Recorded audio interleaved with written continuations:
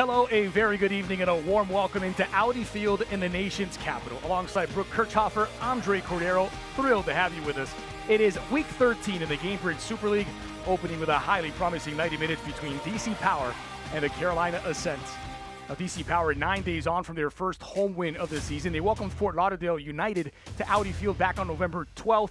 Got a brace by Daisha Torbert to make it 2-0 after 40 minutes. Yeah, you saw that beautiful ball from Gianna Gorley, splitting the defenders on that first goal to Torbert in stride. That's where she's her best. She has great goal awareness. She's really deceptive with her placement because she squares her hips up so you don't know where she's going, and she places it in the back of the net. Yeah, 3-1 DC Power matching their biggest win of the season. They scored 3 for the third time in 10 games, 16 goals on the campaign, and most of the scoring done by this foursome led by Gianna Gorley. They're so dangerous because they all score in different ways. Gorley is like a train coming through. She's super opportunistic and engine the entire 90 plus. Abera, better energy off the bench. Torbert, she is back to full strength finally, and you saw when she was able to put it away in stride there. They're hoping to see more of that tonight. And then Bedoya has the speed to beat defenders and is incredibly creative. And on the other side, Carolina Ascent, they've had 12 days to prepare for this following that loss to Fort Lauderdale back on November 8th. A 1-0 defeat that snapped the 4-match unbeaten run. Still a very positive 5-game stretch in which they picked up 10 of their 13 points. And on that last 5 stretch, they have 3 wins that should have been 4 if you were looking at the data. Carolina feels like they left one out there against Fort Lauderdale. They had 19 shots, 4 on target, no goals. They're creating a ton of chances. They just let a really good team hang around. Now they want to be able to finish off the chances tonight against DC Power. And talk about creating chances. Audrey Harding, a standout in this league. Back-to-back Team of the Month honors, Player of the Month for October. She is 1 assist away from becoming the first to double digits. And she doesn't get enough credit for her defending. She's able to create a lot of turnovers, as coach told us. One of the best regains in the league. Whenever you lose the ball, she is right there to win it back for her team. So when teams are trying to possess off that high press, she really doesn't let you out. Just moments from kickoff, a highly promising 90 minutes on the other side. Stay with us. It's DC Power and Carolina Ascent when we come back.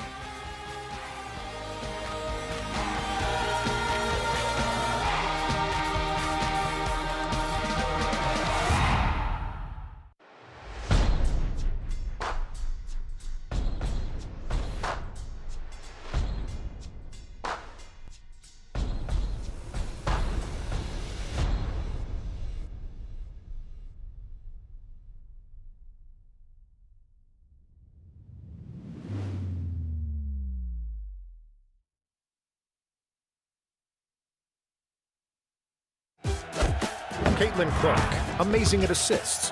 Gamebridge, the ultimate assist for your savings. But ever since they teamed up, she's taken assisting to a whole new level.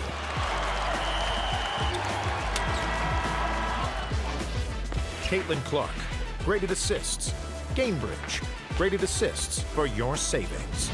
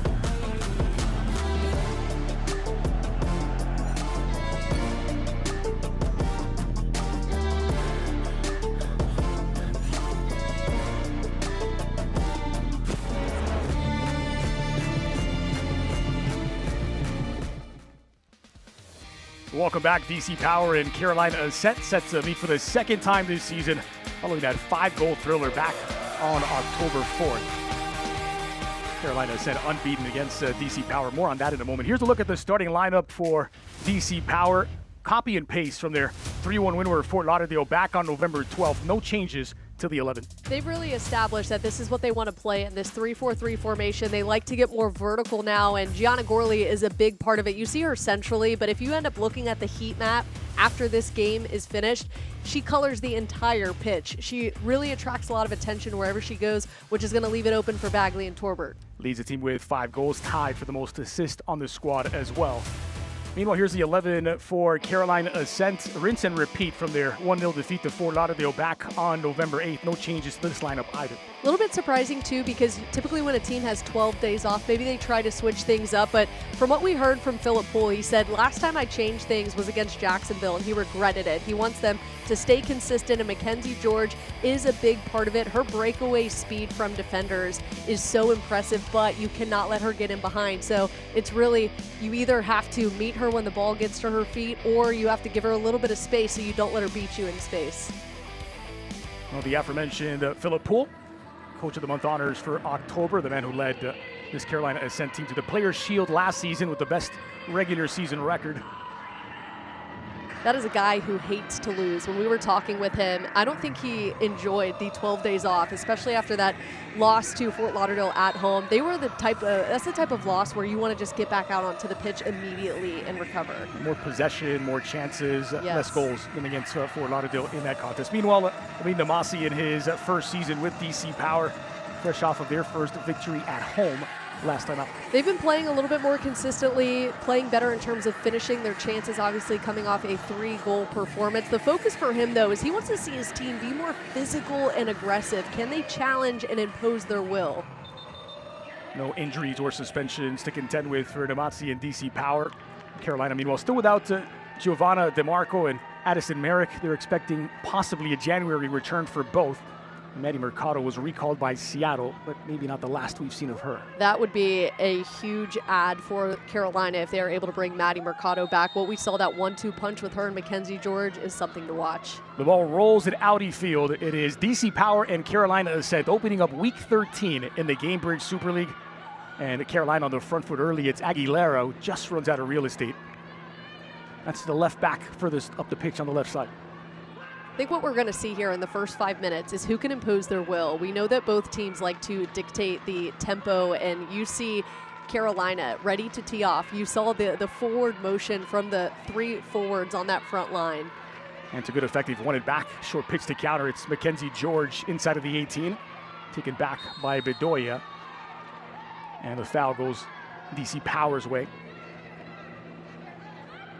They are a team that likes to press Carolina. They caused DC Power some trouble with their pressure when the two sides met back in October 4th. And you see from the onset, trying to force the long ball into the middle.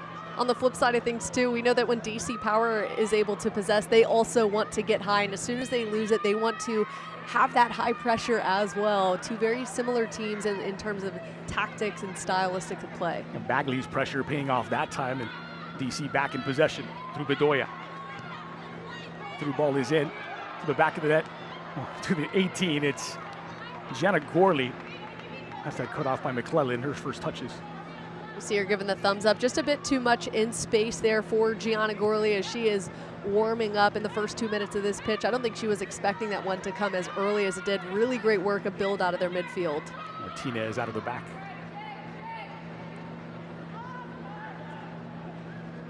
So 3 across the back for DC Power. With Aquino in goal. It's Gilbert, Cummings, and Page making up the center back trio. The captain, Fitch and Bedoya. The wing backs, Colton, Tiorette, Torbert, and Bagley in the midfield. And up top, Gianna Gorley, their top scorer. I know that DC Power's back line is super comfortable possessing, but this is where it's going to be tricky, is eventually Carolina is going to crash in on them, as we're seeing here. Harding laying it off for Aguilera. Here's the captain, Taylor Porter. Brie Martinez in possession. Looking against Bedoya, trying to squeeze the cross in. And the no-nonsense clearance will put it out for a Carolina throw. We know for Carolina, too, they want to be more intentional in terms of when they get into the opponent's box. We saw that the high level, 19 shots, only 4 shots on target, though, last time out. They need to be a little bit more deceptive and creative when they're in the opponent's box. To the 18. Square back toward the penalty spot, and sprinting out to meet it was Colton. Emily Morris.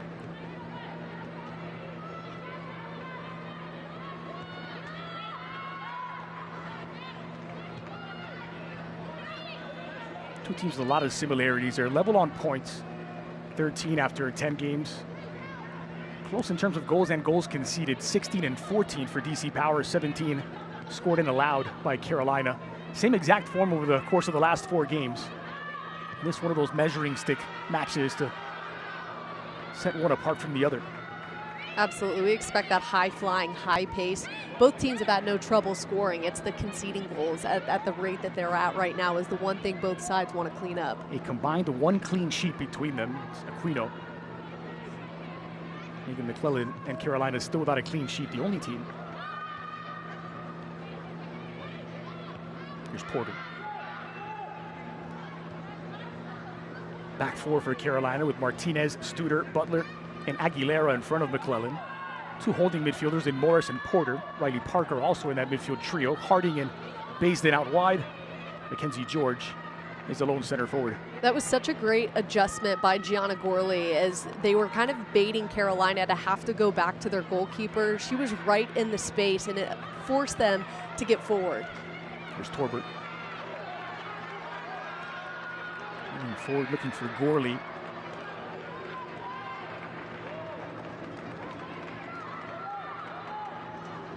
That'll be the biggest difference for Gorley. She's gone up against backlines who will try to keep her offside, but then they can't keep pace with her when she is kept onside. Not a problem for Carolina's backline. They are very fit and in shape. It helps when you're going up against the likes of Mackenzie George in the training sessions as well. Bagley to put it back in play now for DC Power. Saw some of the work off the ball there from Gorley. Hoping to put pressure. It's got DC Power back in possession. Holden.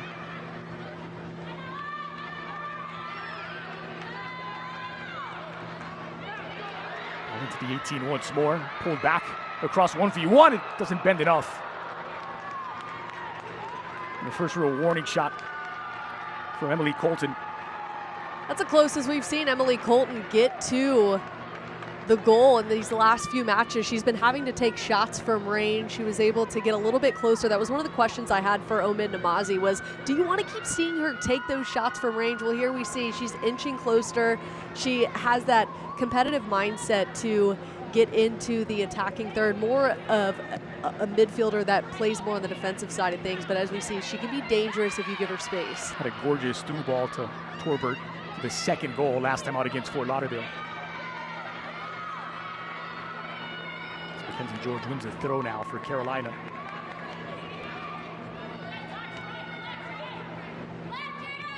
Martinez. Studer under pressure from Gorley. McClellan a long way off her line to help in possession. Aguilera combining with Harding. They tried to play from memory. She knew that run would continue from Aguilera. They're such a dangerous team up the left side. DC Power is aware of it. One of the battles I'm going to be looking forward to is we see Susanna Fitch up that right side. She's so dominant. If she goes up against Mackenzie George, that's going to be a one-on-one battle to watch. Here's Parker at the edge of the 18. Baisden drags it across onto her right. Martinez not allowed to get onto it. Great defending there from Anna Bagley, recognizing that she had to get back in that moment and provide an extension of the back line on the left side. Studer managing to win a throw for Carolina.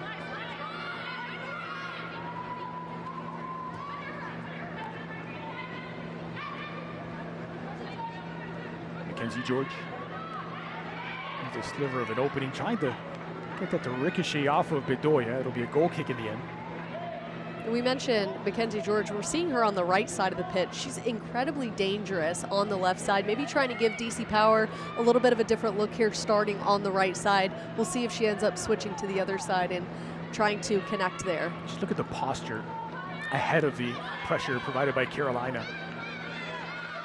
Leaning forward on the front foot. That's what I'm thinking. What a threatening tactical approach is when you see the forwards actually bent over the line looking to run at you with a head of steam. That's going to put pressure on any goalkeeper.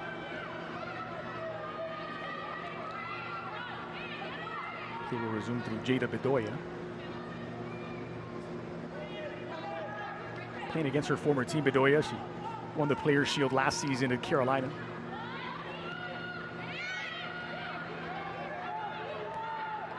It's collected by McClellan.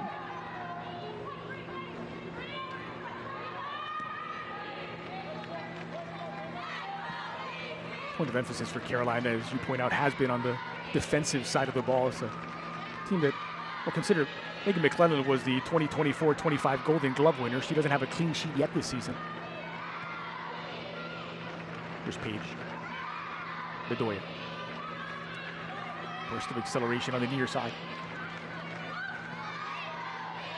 Martinez. Slipped through nicely for a base then on this near side, with George running at the goalkeeper. Squared in, back post for Harding. Closely marked. Just a bit of mistiming there for Carolina. Service in before the runs were able to time up with that service in. Again, something we have seen that's been a struggle for the Carolina Ascent is matching the build-up as well as the final ball in. Haven't been connecting.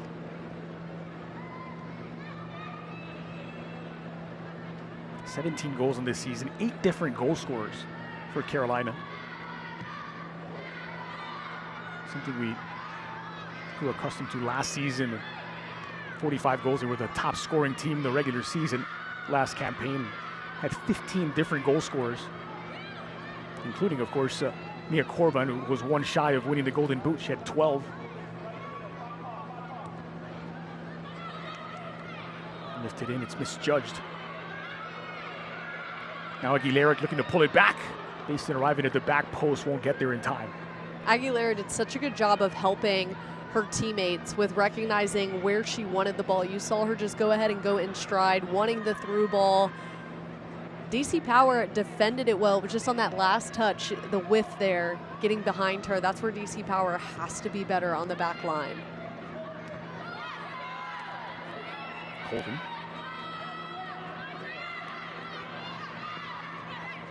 Page runs into a roadblock set up by Brie Martinez.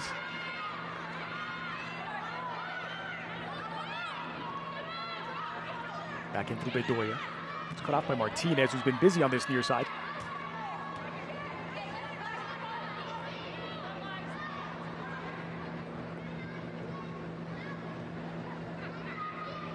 Philip Poole told us that we might see a few changes. We didn't see it in the lineup, but we are seeing it in where they want to attack. They're usually relentless up the left side, now attacking up the right side of the pitch with Mackenzie over in the right channel. Here's George on the ball. Trying to split a double team. She's dispossessed by Page. And that's rifled into Bedoya, who was unsuspecting.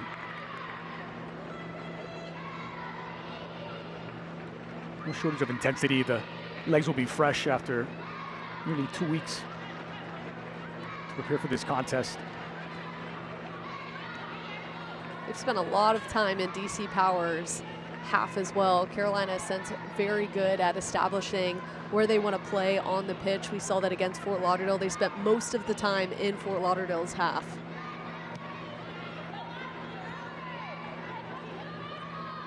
Settled by George.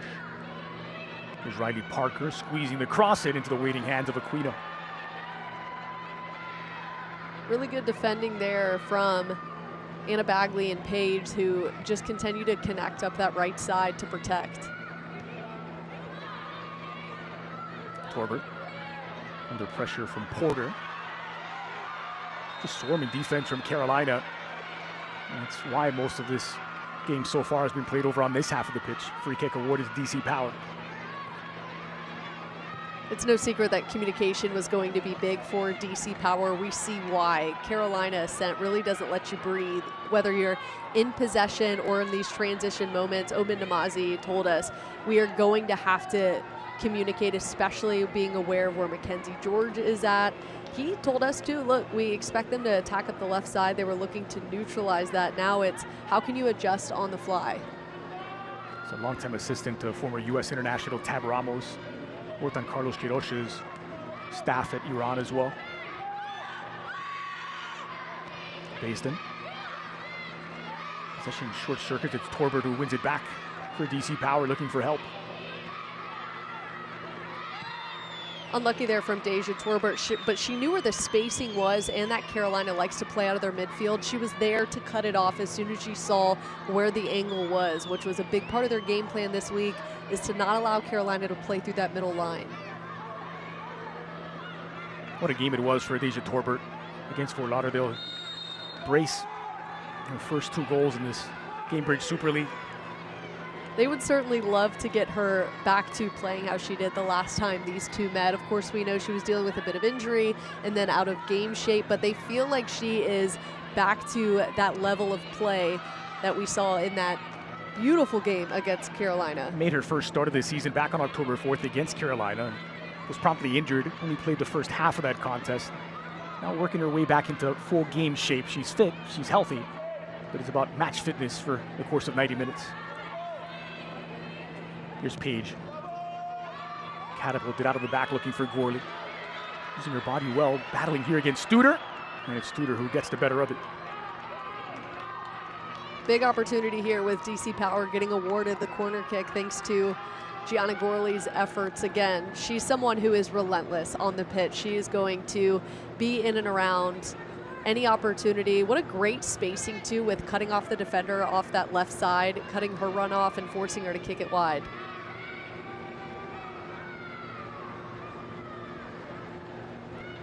First corner of the match for DC Power. And swinger back post, good deliveries, punched away by McClellan. Confident punch, and she's fouled in the process. Free kick for Carolina. Great work there from Megan McClellan. As you saw, they did not have that back post protected. She went ahead and took in stride there, punching it out.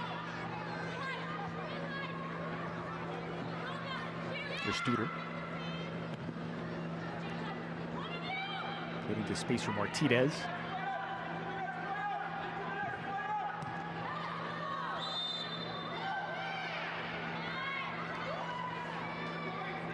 Enter the Prinks Tires Family Game Day Kit Sweepstakes for a chance to win a prize pack worth up to $4,000. Just scan the QR code on the screen to enter today.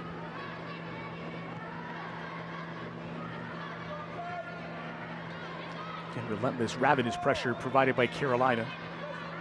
There's Torbert with their back to goal. Colton. And they found the release valve in Bagley in the middle. Bedoya now wide. Driving at Brie Martinez. Bedoya, square ball into the 6-yard box. Gorley always the intended target. McClellan there to smother it.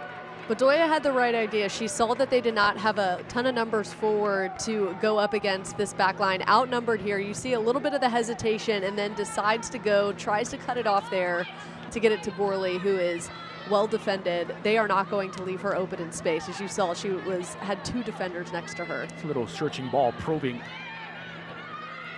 Touch to control by Mackenzie George. Now on her right, it's George!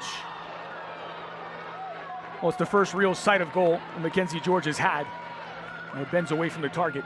Clinical performance there from a 5'4" Mackenzie George, making sure she cut off Sydney Cummings, who stands at 5'10".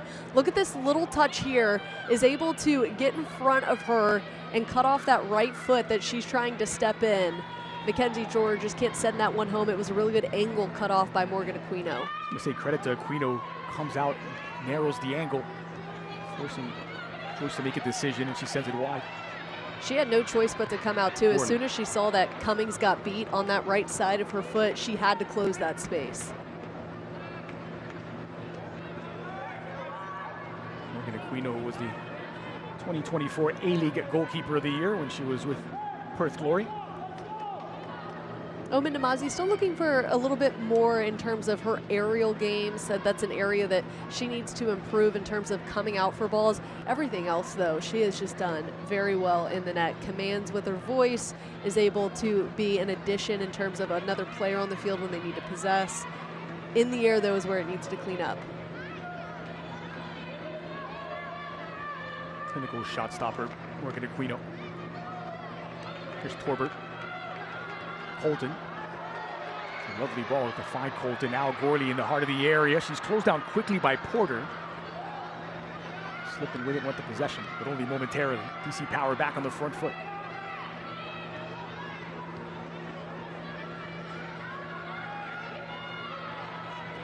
Ellie Gilbert flighted into the edge of the 18. Torbert arriving. Square ball's a difficult one to control for Bedoya. Unlucky for DC Power there. Really beautiful combination play in the attacking third. Bring it back out, decide to go direct there, and it was that little flick on. They left it open for her, and then just a touch too far out to the left side. Cummings. Again, Cummings winning it in the air. Judged by Martinez.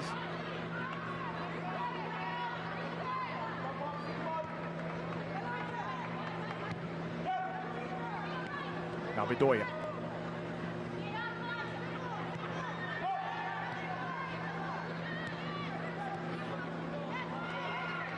Popping up in all sorts of places is Jada Bedoya. It's a little bit of a heavy touch by Gilbert. She's dispossessed.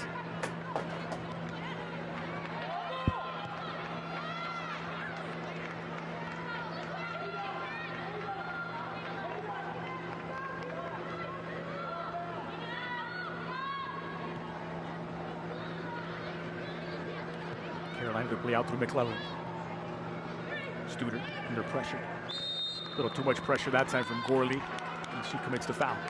I think that was a warning from Gorley, because you also want to establish your presence when you are a 9 that floats on the back line. You want your presence to be felt. I think that was her establishing that, hey, I'm not going anywhere.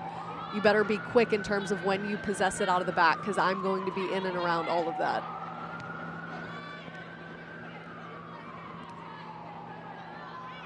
Morris running out of room, does win a throw for Carolina. They can continue to pile on the pressure. More of a head game that you see typical 9s in the league like to play with the back line. Center backs don't love it when the center forward has a center back mentality. Yes, that's exactly right. 20 minutes gone at Audi Field. Nothing to separate them on the table. DC Power, one place better than Carolina based on their goal difference. So first tiebreaker in the Gainbridge Super League. That despite Carolina being undefeated, unbeaten against DC Power. 4 wins and a draw. Torbert. It's a lovely turn by Torbert. Trying to release Fitch down that right wing. Certainly the right idea, just one too many touches waiting for the give and go. Sometimes it's not going to be the perfect pass in a situation like that. You saw she was trying to set her up in stride there for Gianna Gorley, and a defender was able to get a boot on it.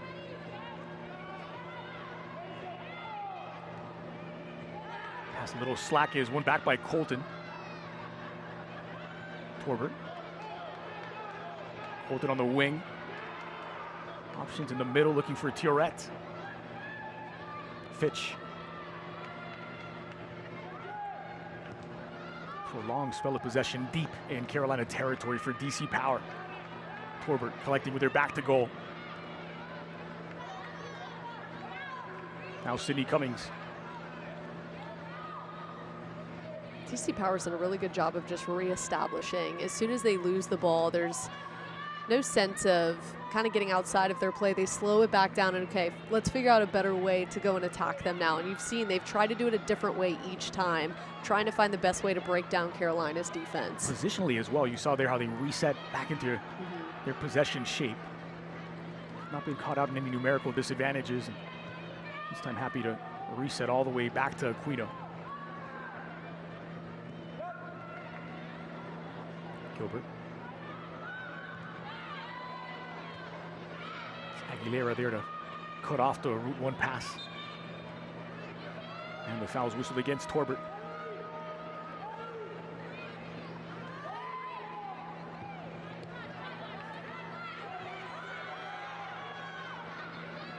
Gorley having to get away from the first marker. Bedoya.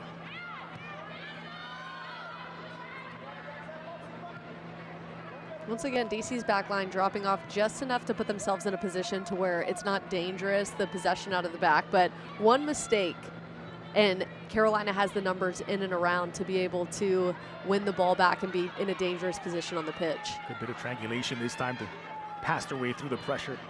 DC Power. Bedoya on the near side. Laying it off for Tiorette. It's a good switch of play to find Fitch out wide. Option streaking into the 18, lifted in, back post. Bedoya's there and tightly marked. Bedoya's whistled for the foul. What a really good touch here. Gets her head up, recognizes that Bedoya is trailing on that back post, has a position to where she could head it back to the forwards that are running in, and has a ton of hops, gets well over it, has to hit it off of her back, and it's a foul in the corner.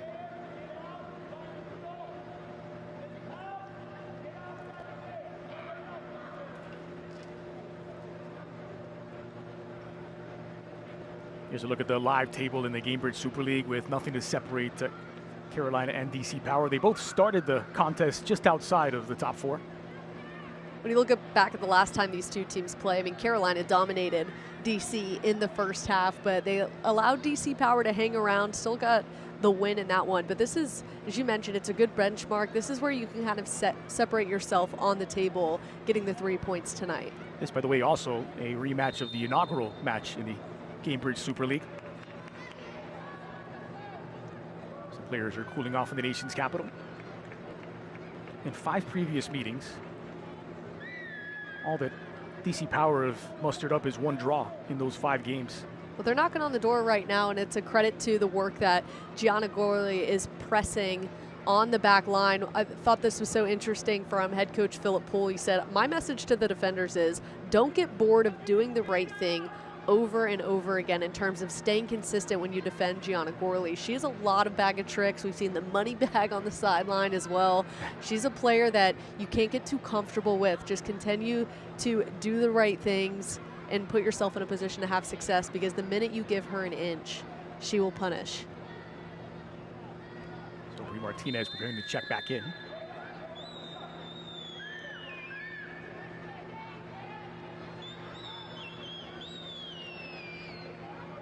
Different shape on the pitch for these two teams, but such a similar approach. You see the pressure and posture of DC Power. Trying to force McClellan to play long, and she will. It's really just both teams looking to bend their will against the other, and we've seen moments where DC Power, and most recently in this first half, has kept possession in Carolina's half, but at the beginning of this match, it was all Carolina and DC Power's half.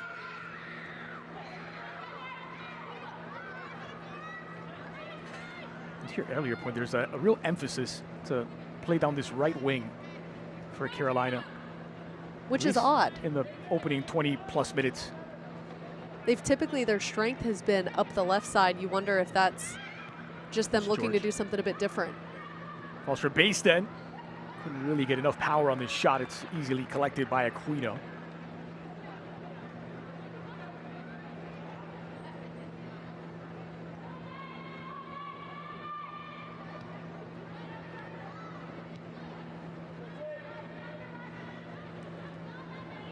Taylor Porter doesn't seem entirely comfortable out there, and it looks as though Carolina are preparing a substitute. Head toward the 30-minute mark. Here's Tiorette. Torbert. Bagley anticipated the contact well. Now Bedoya allowed to turn, working here against Martinez. Still Bedoya. Tiorette. It's lifted in back post, looking for Torbert. Butler was alert to the danger and covered it well. This will be a corner kick for DC Power. Jada Bedoya is such an asset, because not only can she create for herself, but she can create for others. Well, she'll recognize the shot selection isn't the best for her in terms of the XG. She'll pull it back and find someone else in the box who can have a better look on frame.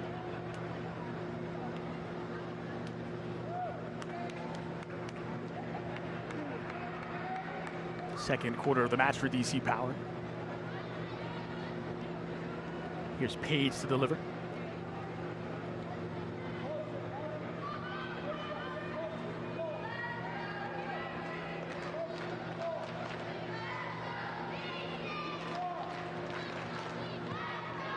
And Swinger lifted in, back post. It's nutted away by Studer, not quite cleared away. Back into the danger zone. McClellan comes out and happy to collect on the bounce. Sydney Studer is such an interesting defender for me because that's not her position. This is her first time playing as a center back this year. She's usually an attacking center mid, is traditionally what she has played, but you saw the defending instinct, especially on that corner kick. That's exactly why Philip Poole has her on that back line and is willing to accept some of the mistakes she might make as she learns the center back position, because you see that defending instinct. He's willing to work through it. All-league first team last season as a midfielder. Look out, this is Baisden. Still Baisden, she finds Aguilera out wide.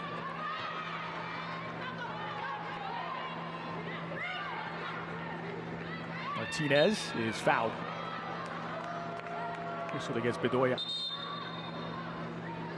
And this will allow for that change.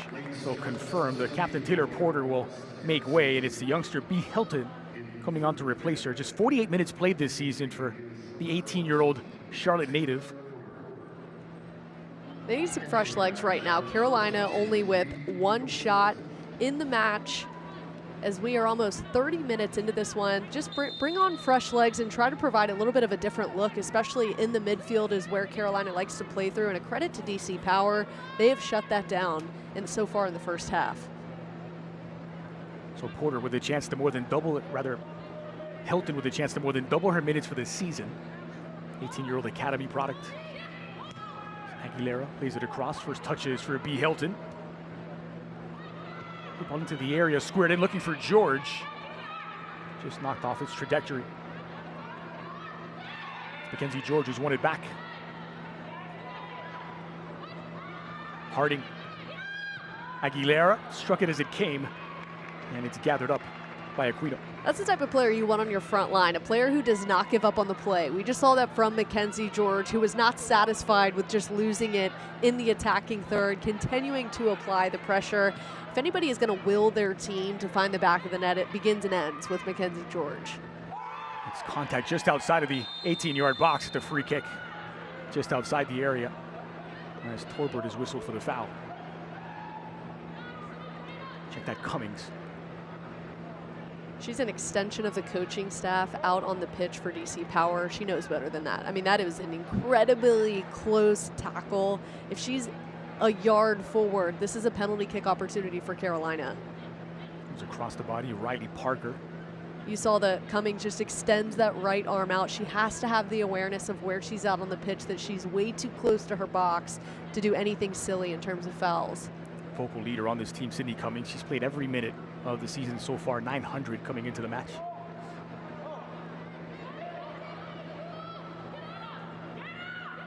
There's Emily Morris standing over the ball. 3 on the wall for Aquino. Morris has gone for a goal and didn't dip enough. Just didn't get quite over it, but it was a nice try there from Emily Morris. You see the bend on the ball, and as we take another look at this foul, Sydney Cummings, it's that extension of both arms coming out that sets up this free kick opportunity. Just too much there from Emily Morris.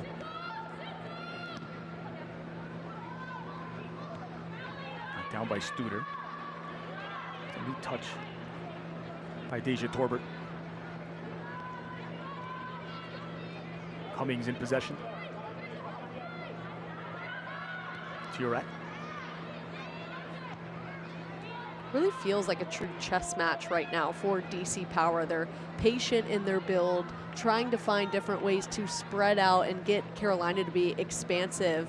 For Carolina, they're going guns a-blazing every time they're in on the attack. I think maybe if they can slow it up just a little bit and be a bit more tactical in the final third, they give themselves a better opportunity to get one on frame. Do look like two well-prepared teams canceling each other out. Combination of having the time to get ready for this game. 9 days and 12 days respectively. And the memory of October 4th, how recently they played in that 5-goal thriller, 3-2 Carolina Ascent victory. Much different than what we are seeing right now, as this is has been really a true defensive battle. Not a whole lot of shots, just 6 combined between the two teams so far in this one. And neither goalkeeper has had a save to make.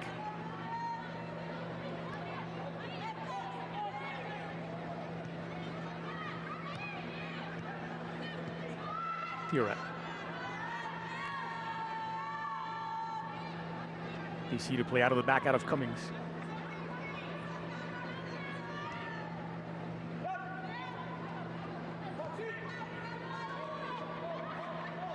Page. Here's Gorley. Torbert on her right, Bedoya on her left, forced to adjust. Here's Bedoya against Martinez. Options waiting inside of the 18. It's a little bit of a heavy touch. Second chance, squared in. Torbert trying to redirect, off target in the end. So unlucky. You see the frustration on Deja Torbert's face. She was in the right position, but we have to talk about what Bedoya has been able to do up the left side. The ball was a little bit misplaced on the pass to her. She sprints out to clean it up and then puts her team in a really good position for a scoring moment.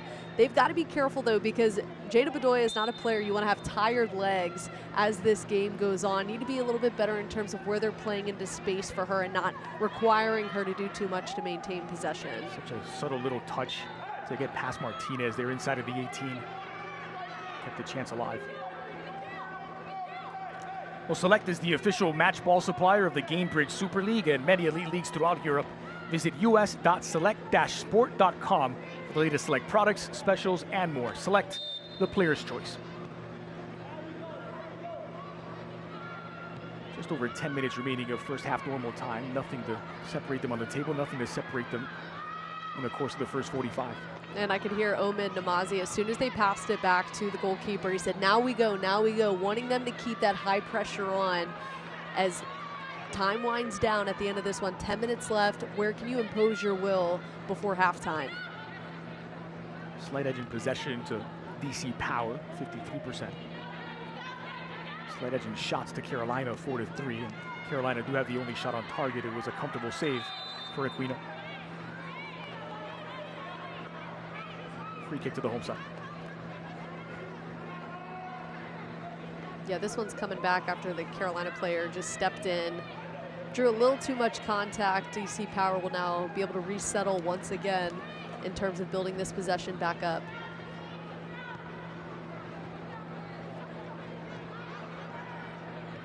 Even if you include that defeat to Fort Lauderdale, a game in which they felt they were the better side, and numbers and data do back them up. See the form of this Carolina team reflected in the Team of the Month honors for October. Audrey Harding was the Player of the Month. Jill Aguilera, Sydney Studer also on that Best 11 for the month, and of course Philip Poole, and putting it all together. Martinez in some little discomfort here. You're talking about the Players of the Month. Audrey Harding was absolutely on fire in the month of October. Not a name we have mentioned much to start this match against DC Power. They've really struggled to get her involved on the attacking end. It's that left side that is so dominant so often for Carolina, right, because of the play of Aguilera and Harding. And it's Martinez, Morris, and Basin who have gotten the bulk of the touches on the near side. So look back at this coming together. It's Martinez and Bagley. You see where it's hard to decipher where the contact happened for why she's in so much pain. Maybe her ankle might have just been clipped in the ankle. Just clipped. Could be, especially at this point in the season, could be a potential lingering injury that has more to it than just that one tackle there. 10 games in for both sides. An inch toward the winter break. Aguilera trying to pull it back in. There's Butler.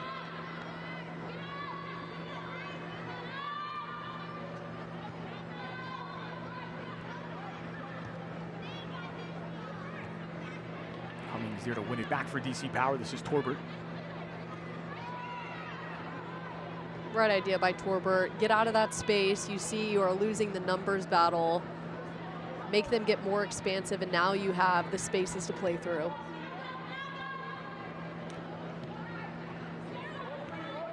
Bedoya.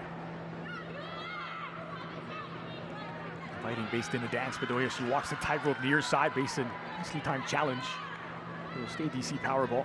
Really good defending too by Basin to get all ball there. Even though Bedoya got caught off her feet, clean tackle.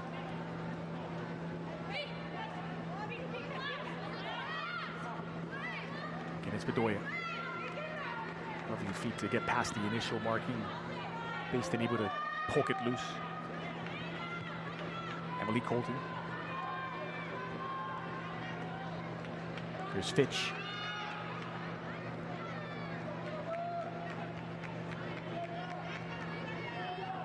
Cummings now.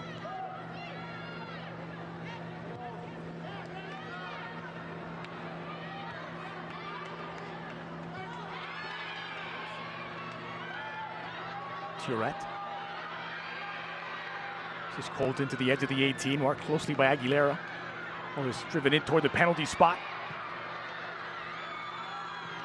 Hannah Bagley was there, just not able to bring it under her spell. That was a tough spot for Bagley to be in, well defended, double teamed there as the ball came through, and that's where Carolina's been really good. The last few times there's been delivery into the box, Carolina puts 2 on a hat immediately and double teams wherever the ball ends up landing.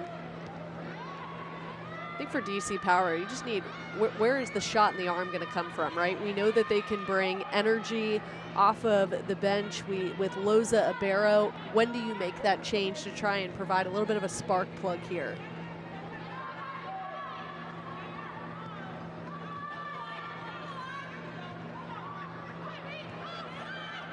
B. Hilton.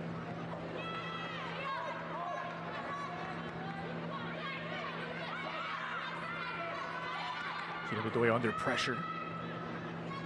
Finds Tourette. So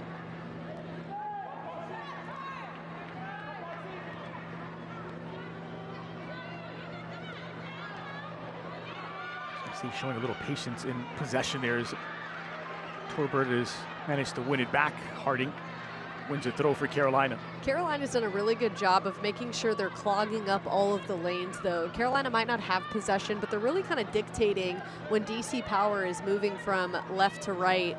They're controlling where it's going, but here it is again, losing it in the midfield, which has been a struggle for Carolina to start this match.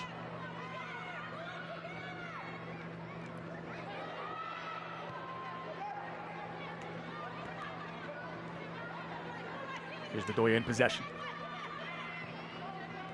Gorley. Ball arrived with her back to goal. Goes down very quickly. Harding trying to weave her way through a more central position this time. Tourette. Here's Fitch isolated out wide, finding Torbert in behind. It's a good run into the 18. Torbert on her right. Just skipping past the goal. 2 options arriving at the back post. Gorley among them. Such a great effort as well to check up on her run, recognizing where the back line was. It looked almost like Torbert and Gorley were offside, but Torbert waited just long enough, but could not get a good angle. Again, credit to Megan McClellan, who cut that off. It seems so close for DC Power. They continue to set themselves up in a very patient build too, putting themselves in a position that if they can at least get service into the box, they're going to have several numbers who can find it. Using good width as well in that last approach. Tourette well to spot the run of Fitch. I mean, credit to Carolina's back line. They had a really good game plan for Gianna Gorley last time they faced off. They've had a really good game plan for her now, not giving her a whole lot of space, knowing that Deja Torbert likes it out in space. They've kept that high back line to force her to stay on side. Just 12 touches for Gianna Gorley in the course of these first 45 minutes. And much of that is in midfield.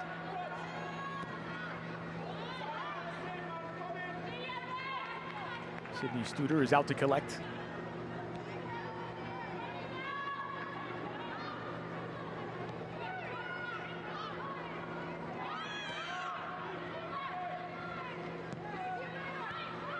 Martinez, a little bit of a heavy touch, allowing Bagley onto it. Tourette never had her balance about her.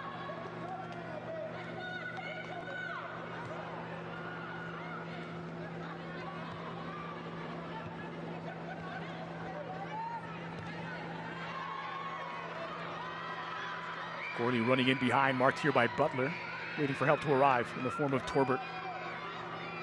Again, it's Gorley. Bagley waiting inside of the 18, trying to adjust. Falls for Bedoya. Thought about this shot, thought better of it. Bedoya! Denied by McClellan. Best chance of the game for either side. What patience from Bedoya to recognize it wasn't on. Takes that extra touch to give herself a better opportunity. Has it with pace that Megan McClellan can't bring it in. Gives them another opportunity. But unfortunately, Alexis Theoret was not in a good enough position to place it back. Offside flag comes up against Anna Bagley. Let's take a look back at Bedoya testing the gloves of McClellan. Gorley sends a beautiful ball across, enough bend on it so that if Bedoya wanted to take that first shot, she could have. She beats the defender just with that one touch over and has really been testing Megan McClellan, who has done a good job of really protecting her corners of her net. Here's Baston, a long diagonal switch for the arriving Jill Aguilera. Harding now, marked closely by Gilbert. They managed to just keep it in play.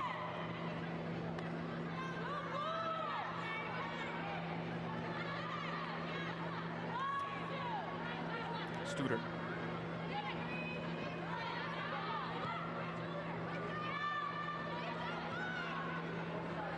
Final minute of first half normal time. Bit of space for Aguilera to create out wide. Driven in, goes for goal. From a difficult angle. Morgan Aquino has not been tested too often here in this first half. That's where you have to be careful too as a goalkeeper to stay on your toes in these moments. We know that Carolina Ascent has the players who can take it from range. One shot on target for DC Power, one on target from Carolina.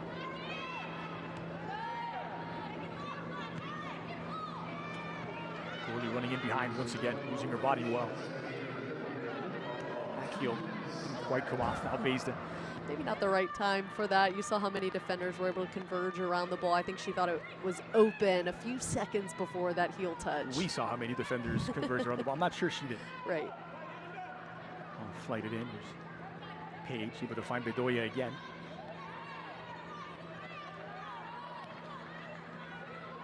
Now Gorley has Bagley to her right, dispossessed by B. Hilton. 2 minutes of stoppage time, a minimum 2 minutes added on.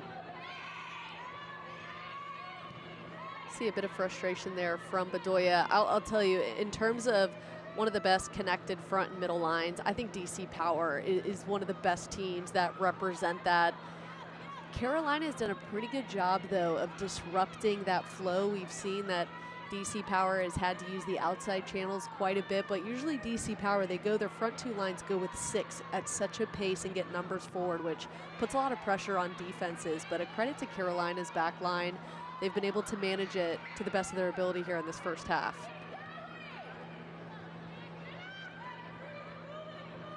Opening 15, 20 minutes of this game, it was Carolina who were on the front foot. Now, once again, Aguilera. Did she touch it last? It's a goal kick.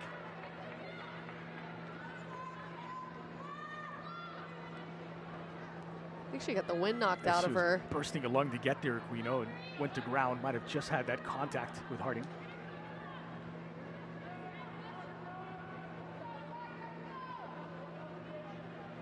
Two minutes is a minimum. Torber getting in front of B. Hilton. Colton. Just enough time for one final approach from DC Power. And that will do for the opening 45 minutes. Halfway through at Audi Field, no change to the scoreline. DC Power 0, Carolina 0, and both sides still very much trying to assert their will. It's been an impressive show of possession from DC Power. They're not willing to just force it and be vertical when they don't have to be. I think that's been a positive we have seen from them, but something's got to give at some point. We've seen Jada Bedoya be really strong up the left side, looking to connect with Gorley.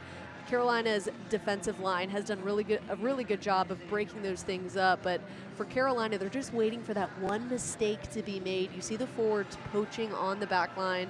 Be interesting to see the halftime adjustments and what this one looks like in the second half. Possession has been nearly 50-50 in the course of these first 45 minutes. We're joined now by Jada Bedoya of DC Power. Jada, thanks for the time. We're so often accustomed to seeing Carolina in possession on the other end. You seem to be asserting your will. So many touches, so much threat coming from your flank. Yeah. We definitely knew where we wanted to exploit them, and we're having a field day right now on the wing. So hoping that with that we can keep that up in the second half. Yeah. That's such a good way to put it, having a field day on the wing. You guys just seem to be knocking on the door. What will it take to put one away in the second half? I think it's just going to come with the grit that we came out in the first half, the willingness to first ball, second balls, and just the fight and the want to just win this game. This is really, really important for us, so we need this win. Oh, plenty of fight so far. Good luck in the second half. Thanks for the time. Thank you. Thanks, Jada. So no breakthrough yet. DC Power and Carolina Ascent still looking to draw first blood. We'll step aside for a quick commercial break. We're back with the best of the first 45 right after this. You're watching the Gamebridge Super League on Peacock.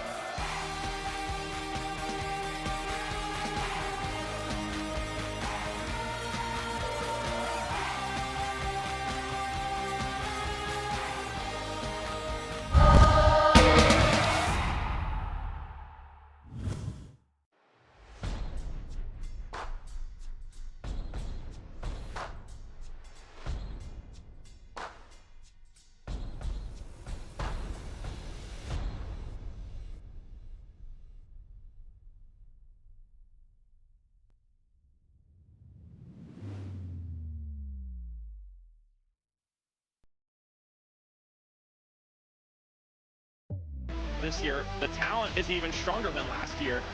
Gianna Gorley has scored again.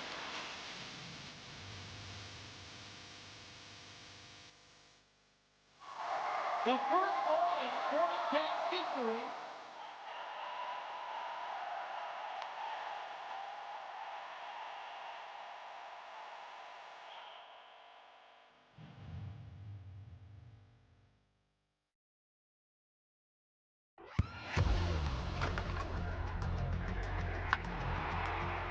We all have goals. But let's be honest. Most of us aren't going to be professional athletes. But if your goal is to finish your degree, we can help. Come to a university that puts your goals first. Bellevue University, your partner in finishing goals.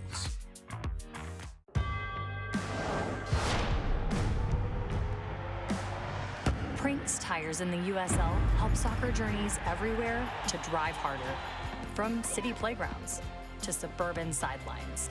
From early mornings to late nights. From fun with friends to winner takes all. From the biggest fan to the biggest heart. And at every turn, Prinks tires will be there for the long haul.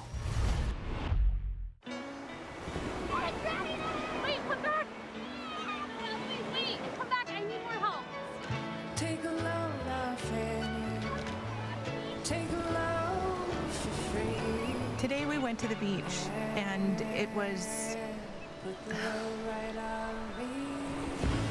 totally worth it.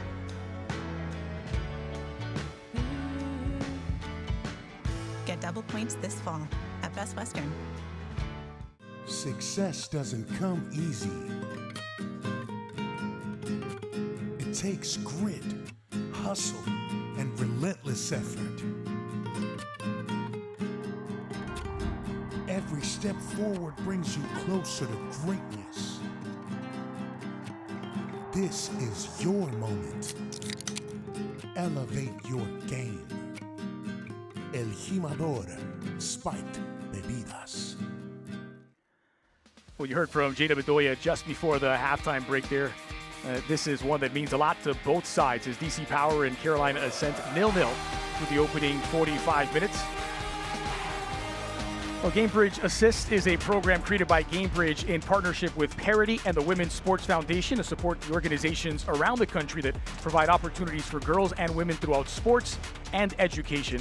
Well, this year, Gamebridge Assist awarded 32 grants and $222,000 in total funding to grassroots organizations across 21 states.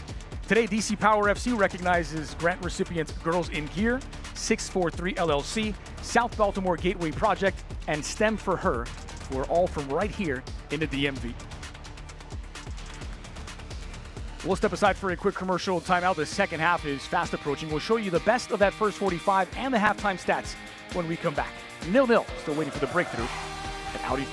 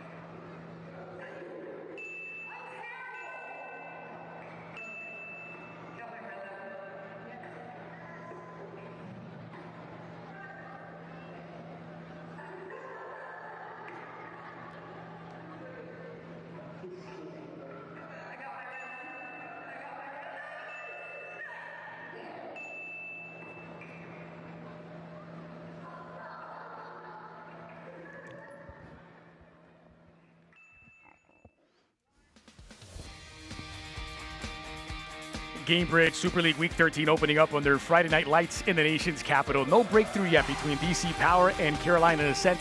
Not for a lack of trying. Good chances on both ends. We'll take a look back at the best of the 90 minutes in a moment. But first, the news and notes from around Gamebridge Super League. Addie McCain scoring her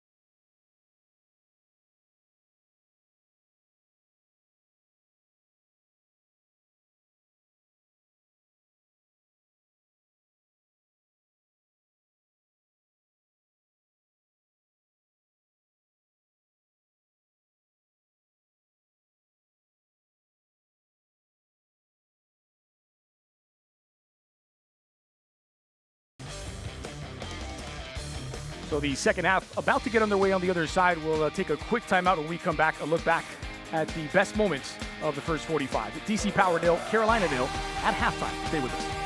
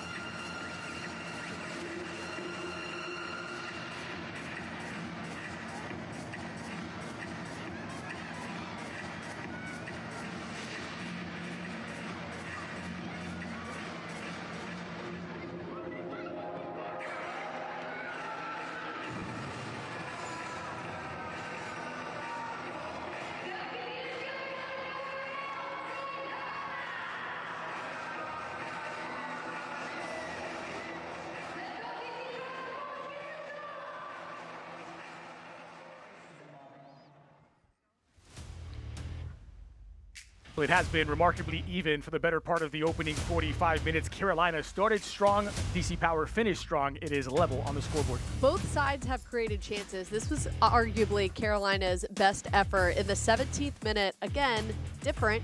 Going up the right side here. Typically, they're a little bit stronger up the left side of the pitch. Here you see Mackenzie George gets on that right foot of Savannah Cummings, cuts her off, but it's the goalkeeper, Morgan Aquino, who does such a great job of cutting off the angle, makes herself really big, and forces Mackenzie to go just a little bit too far left. Saves it with her eyes. Absolutely. Late in that opening half. And we've seen it on the other side as well with DC Power challenging here. A beautiful ball in. We know that Deja Torbert wants the ball there. She wants it played in front of her. And again, it's a great cutoff from Megan McClellan, who, again, make yourself big. It's exactly what you want to see from your goalkeeper. They've done such a good job, both keepers, in cutting that off. And DC Power has had more chances. We see it again here just a few minutes later. Jada Bedoya is knocking on the door. She, as we heard from her at halftime, the chances are being created.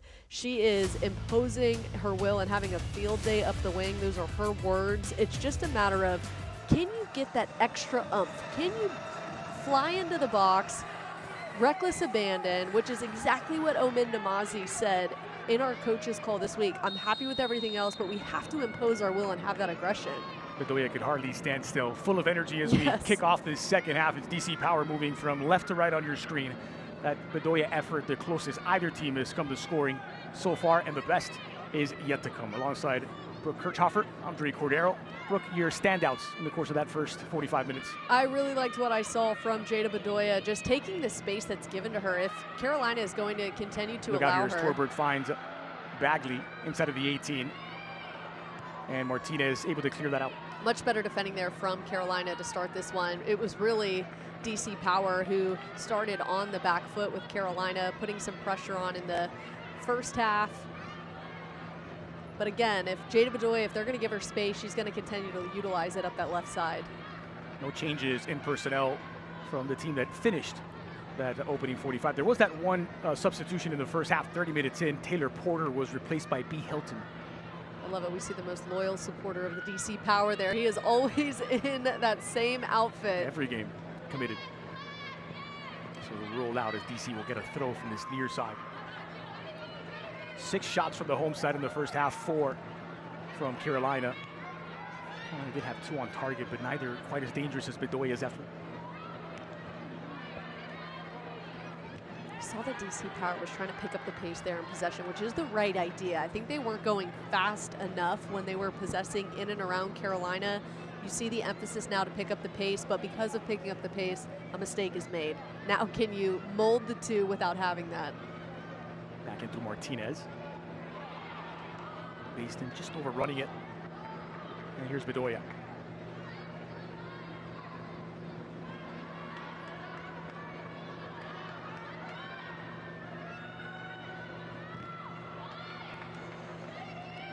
DC Power have a throw from deep in their own half.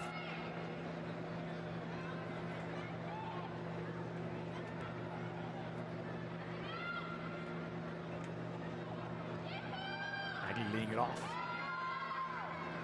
Page wins another throw.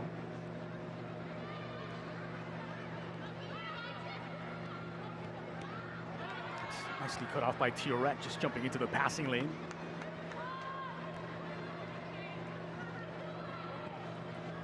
So 3 at the back for DC Power. Gilbert, Cummings, and Almendaris. Another Page, Almendaris. Fitch and Bedoya out wide. Colson and Tiorette in the middle. And it's Torbert and Bagley in support of Gianna Gorley up top. Here's Harding. Fitch able to clear the ball away. It'll be a throw for Carolina. I think Carolina can be so effective that they can get a little bit better support around Emily Morris. And not just when they get forward, everybody gets forward. If you can have a Riley Parker or a Riley Basden check in and be able to create those angles and triangles around DC Power, I think they're going to have more success. It's more or less relying a little bit too much on the midfielder as you get forward. Help her and get that support around. It's been so contested in the middle that, to borrow a phrase from Bedoya, it's been a field day on the wings. Playing it off was Gorley, a little bit slack. Intended for Bagley. Back the other way comes Carolina, laying it off. Mackenzie George, now Harding. George fighting for possession, just managing to cross that in, collected by Aquino.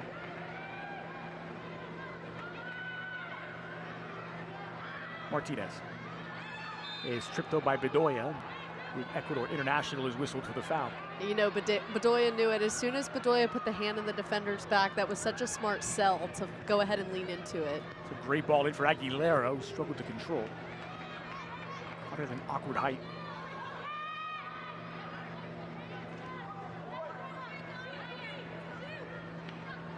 Butler. Lovely leading ball for Aguilera, played into space now. Not on the same page was Mackenzie George, who never made the run. That was a nice ball in behind too. Ellie Gilbert didn't have her head on a swivel there and completely would have missed that run in behind. If Carolina can replicate that in some way, that's going to be dangerous again. Familiar posture of Carolina forcing DC Power to play long. Harding. Little contact here at the face of, I believe, yeah, Fitch. Just caught an elbow to the face off of Harding, incidental. Referee Colin Radosov over to check on her just in case.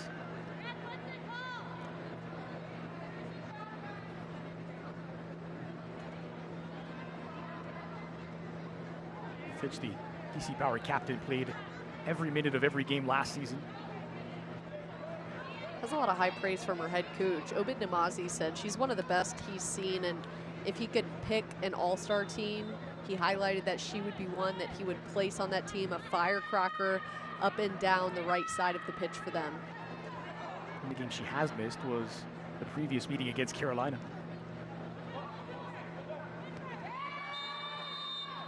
Offside flag is up. It's a really good win in the air there too for Ellie Gilbert. Here's Fitch on the near side.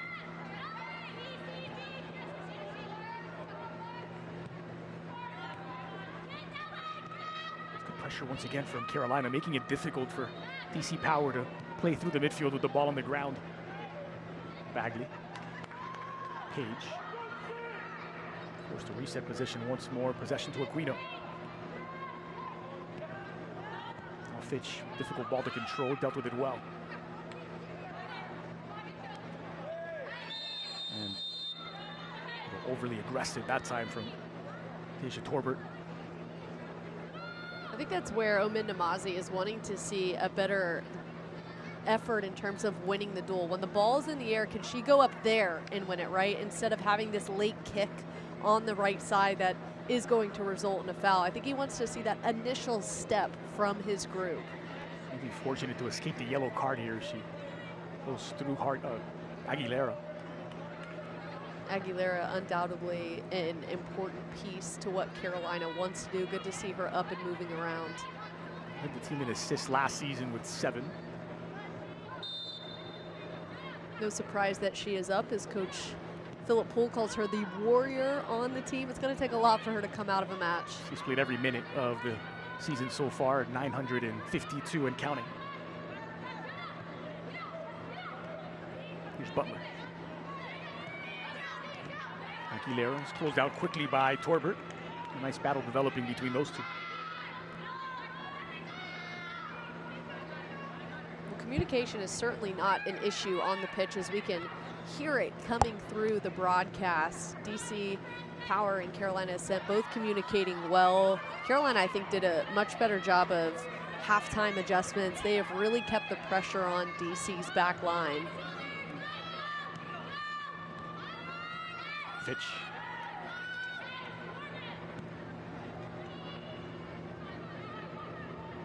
It's an example of you don't have to have the ball in order to control the game and the areas where it's being played. Despite DC Power having most of the possession since the restart, it's been in their own half. That's where that possession rate number and ratio is just so deceptive in the game of soccer. Sometimes the team is just controlling where the team possessing is going.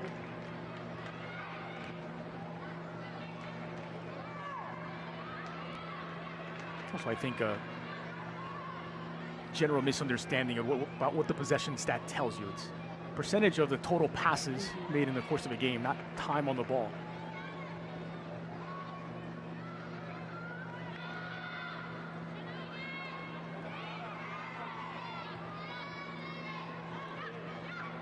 Here's Butler. Good ball lifted in for Aguilera, edge of the 18. To square it back, Fitch is there to break it up, and it ricochets off of Aguilera. It'll be a goal kick.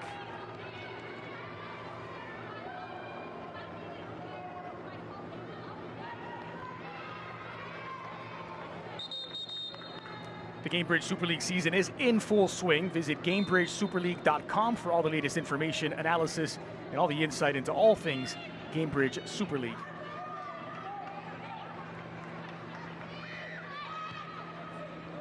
Good ball to the near side for Fitch.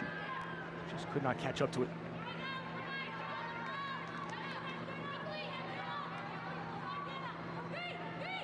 Yeah, and it seems like DC Power, the adjustment they made at halftime, sitting in a little bit of a lower block, waiting to establish the right field positioning of when to go along with that high press. And I would imagine it will now be on as they inch into Carolina's half. There's Cummings in possession. Now Fitch.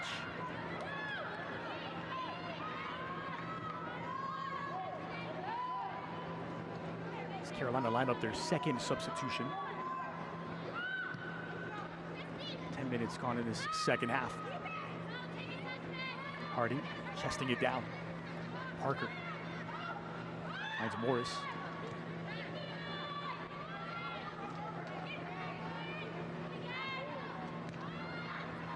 Gil Aguilera. Floated forward. So defended by Gilbert once more. This will allow Carolina to make that change, and it's a dangerous player coming on. Mia Corbin was one goal shy of winning a scoring title last season in the Gamebridge Super League. That after winning a scoring title in Costa Rica with Alajuelense before joining the Super League. Yeah, the 2022 Golden Boot winner in Costa Rica. When you need scoring and you have somebody like that on your bench, the spark that it can provide for your group, it's assuming that's what Carolina is looking for here, somebody who can be dangerous in the box.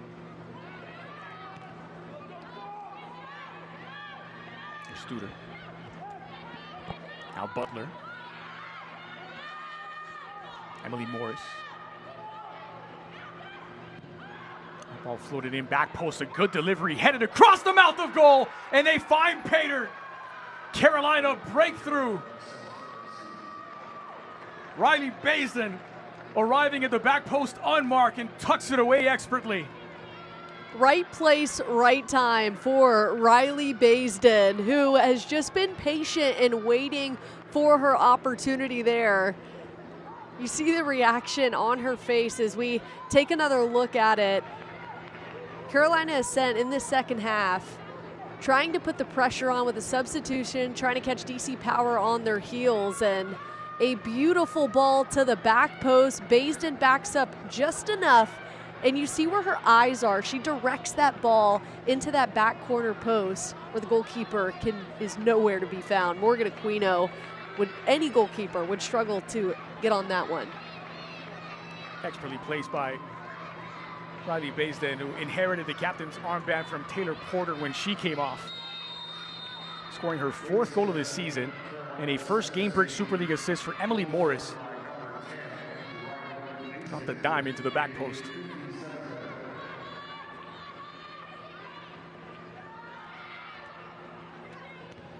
Torbert. Here's Morris. Has to touch it. It's played behind Torbert. It'll be Carolina who have a throw now in enemy territory. Well, slightly against the run of play. DC Power had controlled the possession, even if it was mostly in their own half since the restart. The first real chance of the second half for Carolina, and they put it away. Here's Harding now.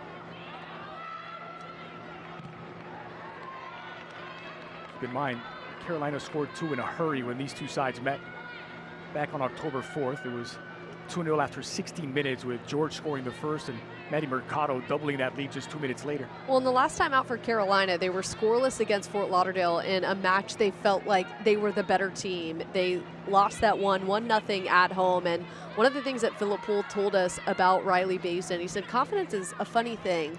You can receive it quickly and lose it quickly. And he said that's kind of where she was at, is not being able to find the back of the net for a few games, just waiting for one to fall, and then the confidence is back now. So how will Riley Basin play the rest of this second half now, finding the back of the net, and really just in such a clinical way. She didn't have to do too much. She made sure she was in the right body position too, to put herself in a position to score that. Mackenzie George now on her right. Corbin with her back to goal, in traffic. Excellent hold-up play from the number 9. Now B. Hilton. Morris.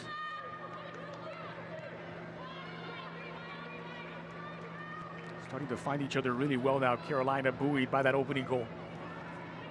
Martinez taking the scenic route. Squeezing across it near post. It's collected by Aquino. For Riley Basin, her 4th goal this season, her 5th all-time in the Gamebridge Super League. And for now, the would-be game winner. You love when you see a forward too just exercise patience. Not often do you see that in any league, right? Especially with, you know, your true attacking players. They kind of go with reckless abandon, and she's been really patient and waiting for the right moment to go, and perfect timing finding her on that back post. 1 shot, 1 goal. Instinctually, you'll see forwards wanting to nod that ball down toward the goalkeeper's feet to make it difficult, but that was such awareness to lob it over the top, put it into the back post where it was unreachable for Aquino. That separates the great from the good. I mean, the fact that she recognized I had to take 1 step back as that ball's coming in, recognizing the defender was going toward the ball. She took a step back, reading it in the air, and putting herself in a position. For DC Power, that forces McClellan to come quickly off of her line.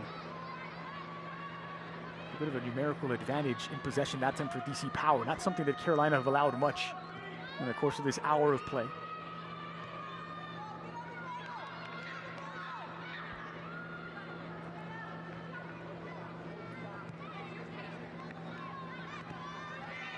Torbert.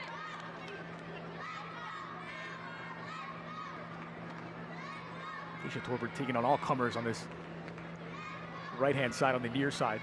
It's Aguilera, Harding.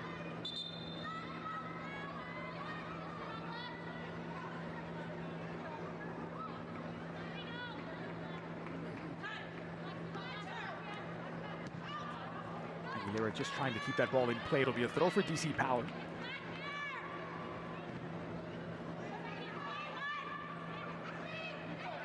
B. Hilton strong in possession. Aguilera pulling the strings from the back line.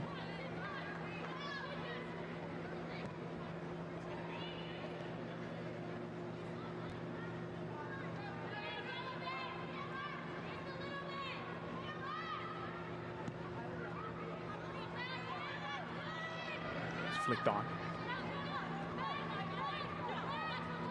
Aguilera. Line splitting pass is a good one to find Mackenzie George. Harding continuing her run. And it's last touched by Ellie Gilbert. Seeing a change in possession to Carolina going back to their traditional left side the pitch attack here in the second half.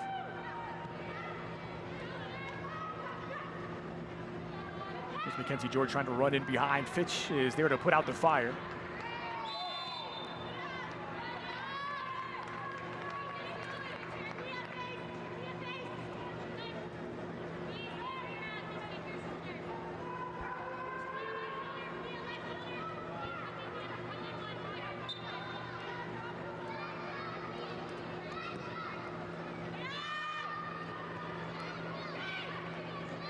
Gorley has to drop all the way back into the midfield to help DC Power play out of the back.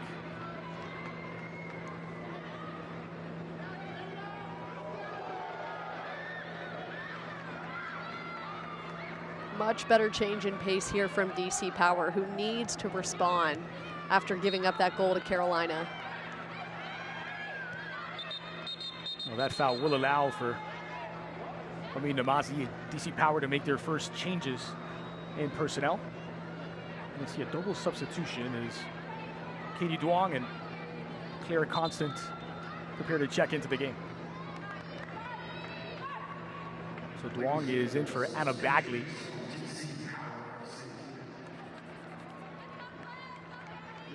And we'll see the introduction of Claire Constant replacing Ellie Gilbert.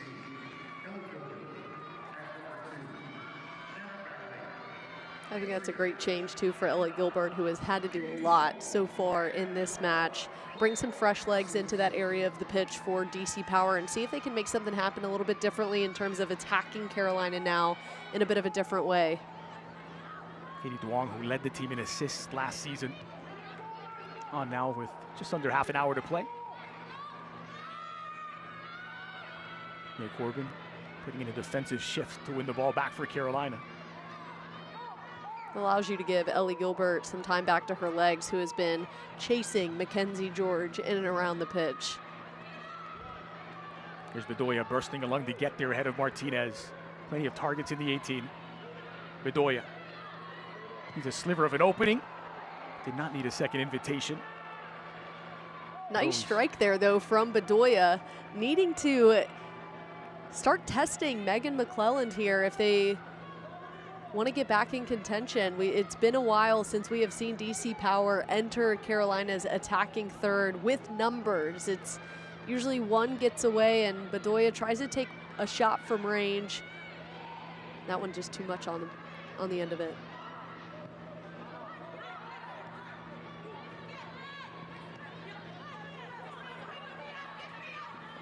Kept in play. Here's Aguilera.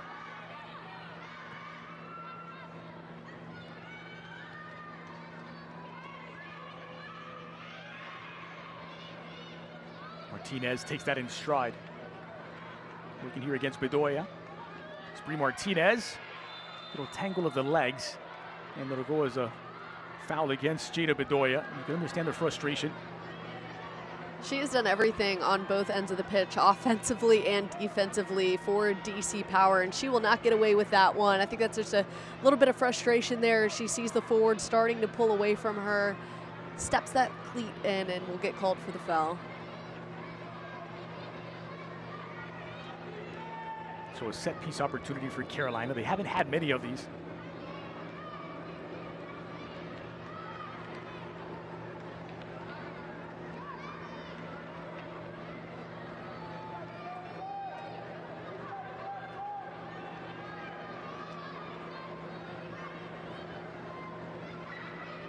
Jo Aguilera calibrates.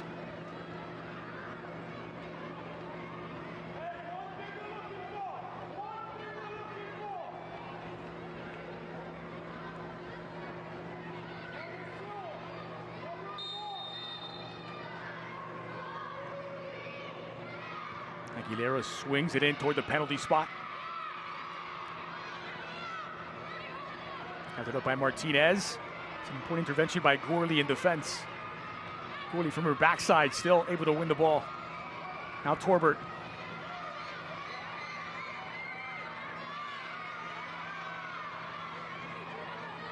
You can stay up to date with the Gamebridge Super League. You can sign up for the Super newsletter. You get news about your favorite team and stories from around the league delivered directly to your inbox weekly.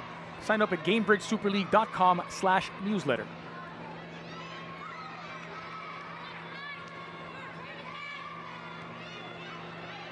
Bit of a heavy pass that time from Corbin, intended for Harding.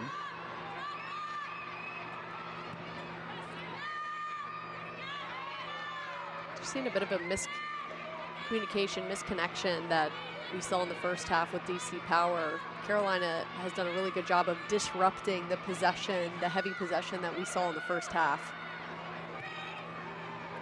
Instinctive switch from Thioret. Out for Page, leading the charge. Bedoya now. Slipped that ball through to the edge of the 18, trying to keep it alive for Gorley. And it's broken up by Butler in the end. Bedoya has done such a good job to just will her team to get forward. She's creating and setting up these chances that unfortunately are just have been defended very well. I think that DC Power has to be better with their back to the goal and then creating out of that. They keep turning into pressure, their forwards do, when their back is to the net. It's got to be a different way, different approach. Colton lifted over the top. It's an important intervention from Martinez. Hilton had it poked loose. Nearly falls for Bedoya, and again Martinez to put out the fire. Well, you saw there, they try to do something a little bit different with a give and go, trying to slip one over the back to play the forward in stride behind the back line, but credit to Carolina's defense, they read it well.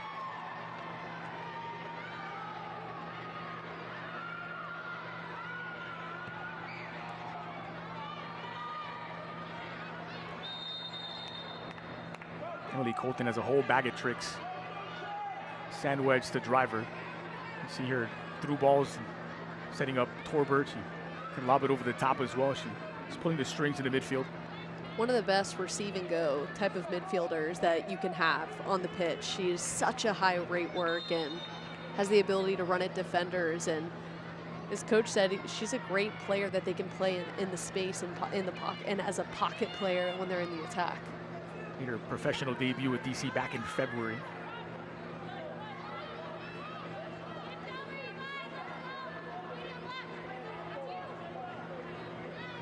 Yeah, you see Omin Namazi communicating to his group. They're just a little too expansive on the defensive end. Get compact and then go and get forward. Torbert pouncing on the loose ball. Weaving her way through traffic is Torbert. Now Fitch. Really impressive to see the positioning off the ball of Carolina's Ascent the better part of 70 minutes, and especially since the restart. Some of the best defending we have seen, the off-ball defending, which is so tricky to the eye. It's a space that you think might be open, and then they crash into it and kind of blow up the possession that we have seen DC Power have. Really unable to bring that under control. Ricochets out for a Carolina throw.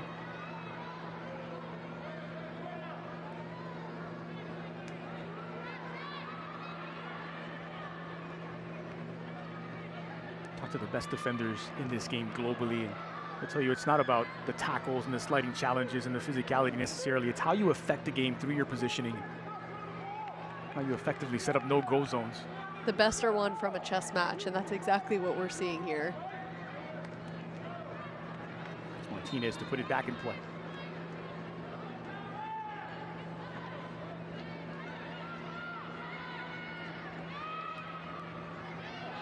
Hilton rides the challenge, brought down from behind by Thioret.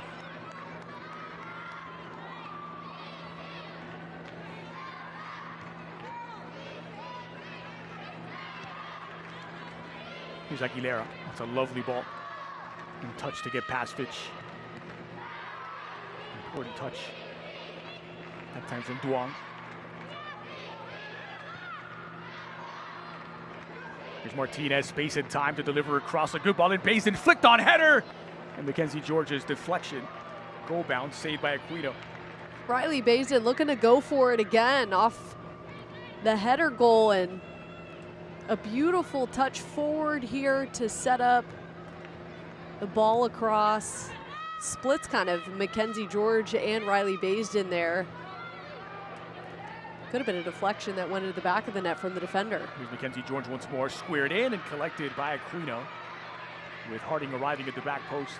Claire Constant has to be aware of her body positioning there on the next time up, because again, as we have seen in this league, sometimes it can be an own goal that puts you behind the 8 ball. They're only down by 1. This one is still in front of them. We've seen Philip Poole pacing the sidelines. The Carolina head coach knows this one is not won until he hears the whistle blow.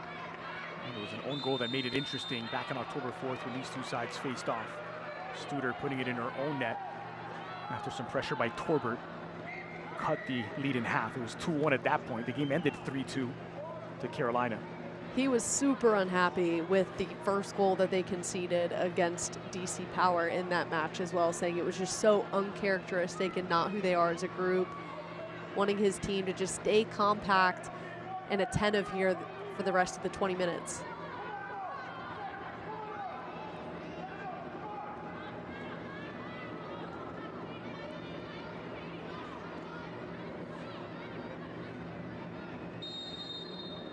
Aguilera measures up.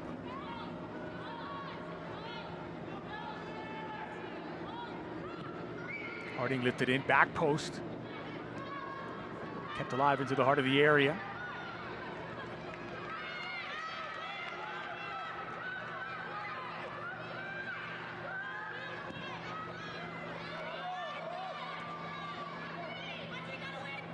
Pressure again from Katie Duong.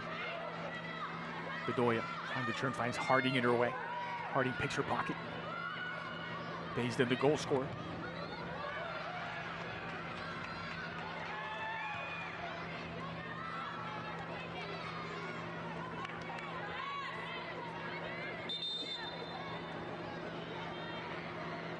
Well, just over a quarter of an hour remaining. It is a fragile lead for Carolina Ascent, and on comes Loza Abera.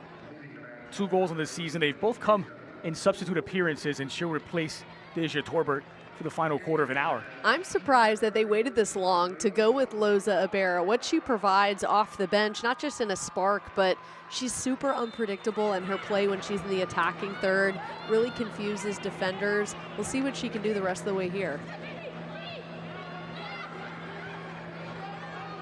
It's opened up now for Page out wide with room to roam, space and time on the ball. Page driven in near post. Abera was the intended target, fresh into the game.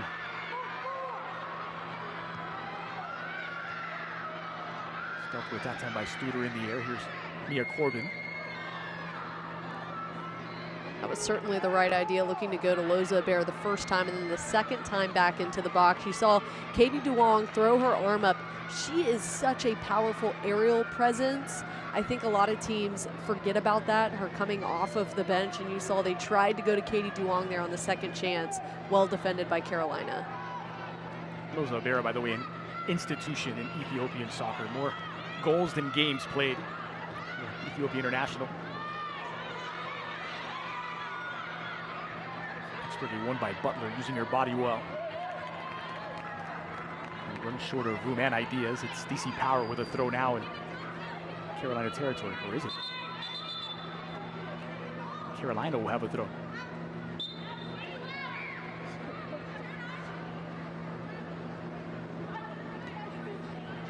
So 3 substitutions made and 2 windows used by DC Power. 2 changes and 2 windows for Carolina Ascent. DC Power's got a little bit more stagnant in terms of their off-ball movement. As you saw, Gianna Gorley kind of got stuck in position there. There's a lot of watching and waiting for balls to feed. They've got to figure out what they want from their group on an attacking end, because they can be dangerous in space, but if they're wanting more possession to feed, that's got to be communicated across all lines. Here's B. Hilton. Carolina once again advancing their lines, trying to make it difficult for Carolina to play out of the back. Here Corbin, long diagonal played into space for Jill Aguilera. It's 3 against 2.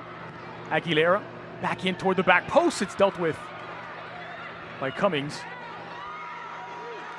And now Abera back the other way.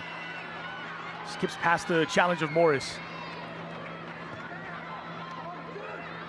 Gorley. Gorley wants it back and played into space. It's Gorley. Abera at the back post. Gorley on her right. Troubled just enough by Jenna Butler. And the chance goes begging. Wow, it began with Loza Abera's efforts in the midfield, and I think Gianna Gorley was hoping it would end with Abera. Watch when Gorley, with the give and go, she gets her head up just before she plays it across, recognizing that the angle is off. I think she thought Abera was going to trail that back post to slip it to the back of the net.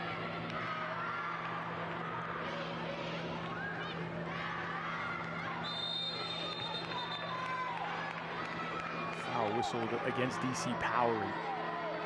First yellow card of the game comes out. Clear Constant.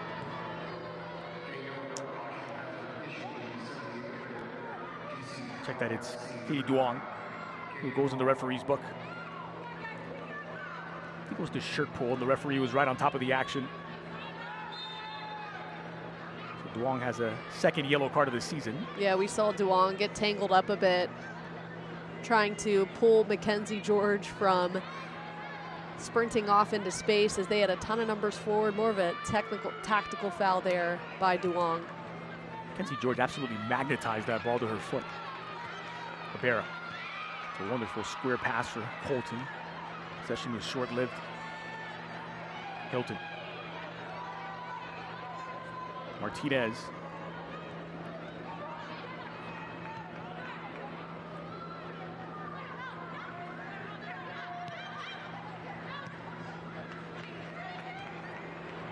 That's a great ball by Corbin to find Aguilera, who's in behind.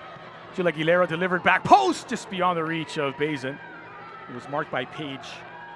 Claire Constance knows better than that to leave that space open. You saw she was facing the wrong way. We saw that actually a couple trips before, which is what I mentioned, that she cannot leave that space open. She gets caught once more as Gil Aguilera tries to take advantage, trying to find that back post as Riley Baisden not there in time.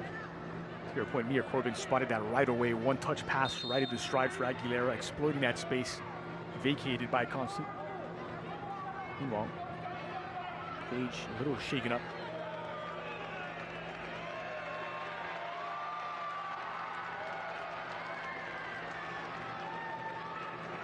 Just over 10 minutes remain of the 90.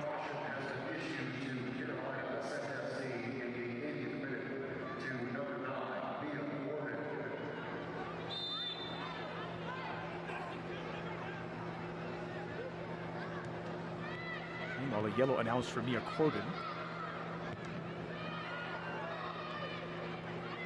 Aquino happy to collect. Gave him a few chances in the second half, just one shot on target, and it's the one that found the back of the net. Total of 4 shots to apiece.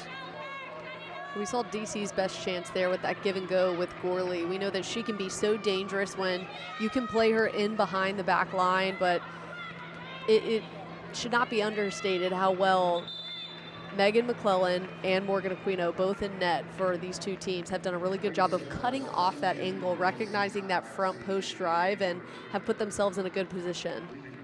So Margie DeTrizio will check in. She replaces Emily Colton. That's the final substitution for DC Power.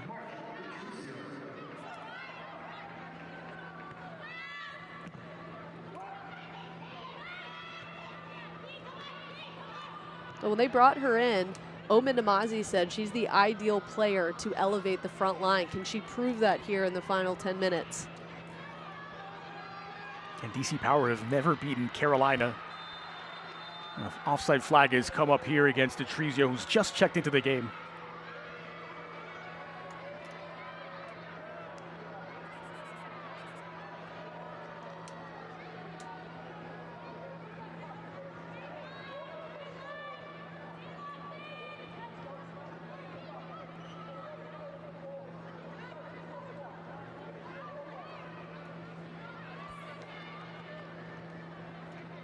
So Megan McClellan, who is working on her first clean sheet of the season, puts this back in play.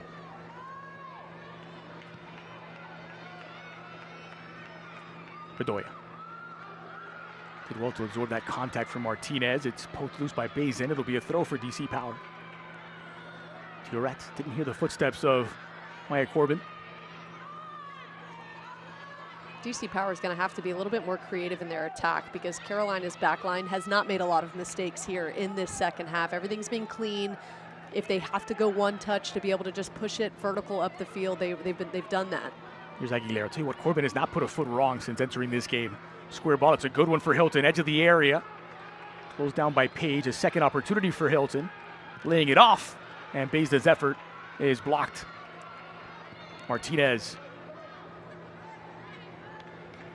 Great shot blocking there from Jada Bedoya. I don't know if she meant to be there, but it certainly is great shot blocking nonetheless, as she is slow to walk off from that strike.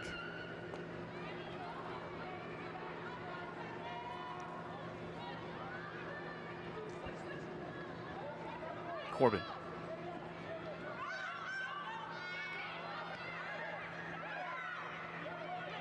Aguilera.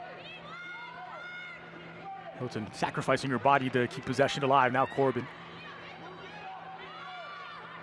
Emily Morris. Done really well to pass through the pressure of DC Power, fighting the unmarked player. That's last touch by Cummings into the hands of Aquino.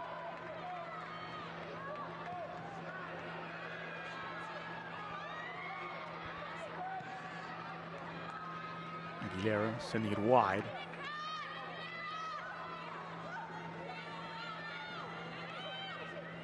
Abera. Had that poked loose by Harding. It'll stay DC power ball. Gorley. It's a wonderful turn to get away from two players.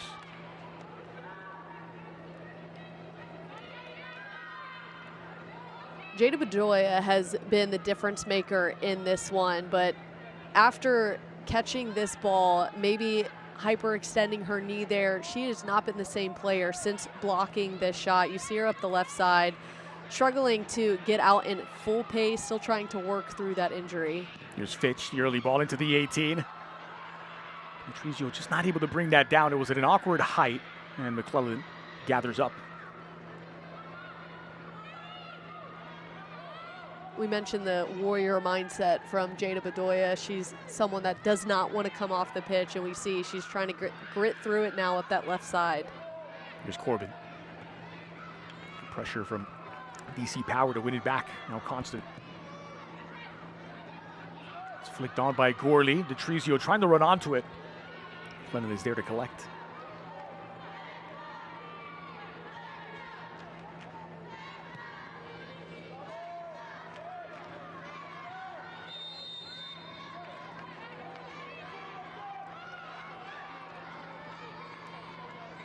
Both sides coming into this game having played 10 games, and really split that 5-5 for Carolina Ascent. A slow start over the course of the 5 games prior to this one, including the Fort Lauderdale loss. They've been just slightly better than the opposition every single game. Of course of which they've picked up 10 of their 13 points in the season, trying to make it another 3 here. It's a good ball for Abera into the 18. Option to square it. Butler was in her way. It's pulled back for Fitch.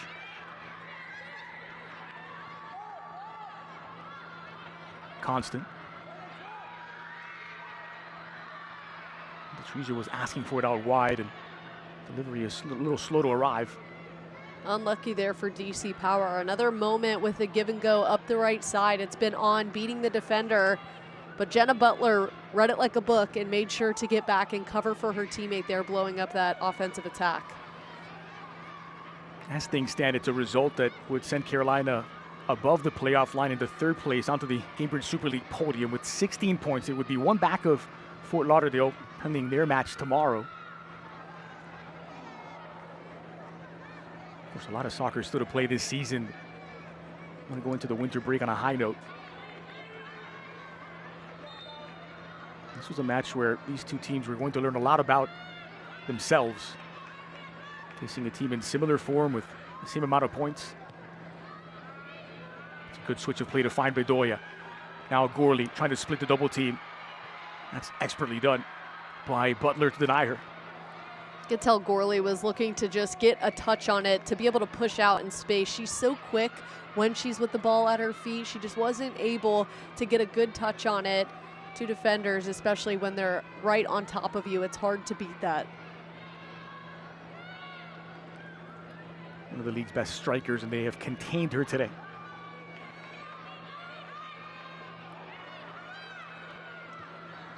Fitch.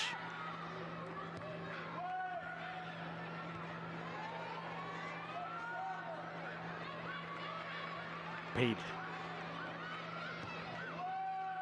Long diagonal from Cummings for Abera on the near side. It's gathered up by McClellan. DC Power continues to knock on the door, and as we heard from Philip Poole, they let a good team hang around in Fort Lauderdale, which is why they lost the last one. And they had plenty of opportunities. Felt like they left that one out there. They certainly do not want to walk away with this one in a draw, feeling like they really commanded the majority of this match. Gorley is fouled there. Well, Gorley is whistled for the foul.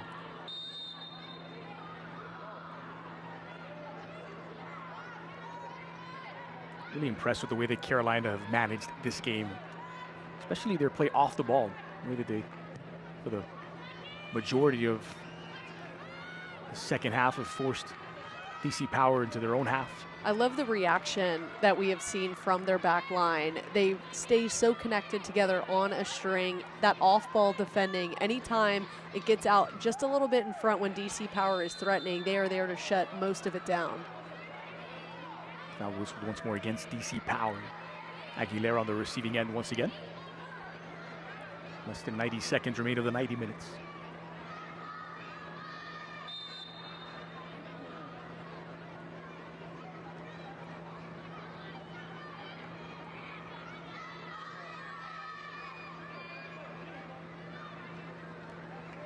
We tick through the final minute of normal time. Goal kick for Aquino.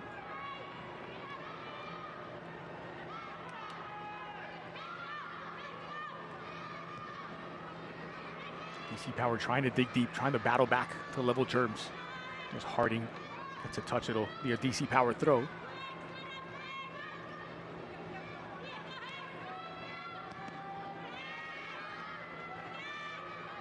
Great pressure from Carolina, making sure that they're not just laying out with just 3 minutes left to play in this one, continue to apply the pressure against DC Power and making it really difficult for them. If I'm on the front line for DC Power, I'm frustrated at this point in the match because they've tried to throw the whole book at them in terms of the give and goes, trying to play it over the top, and have struggled to really test the goalkeeper. Well, look how this is loose inside of the 18. They try and nudge it back to McClellan. Miscommunication between Abera and Duong.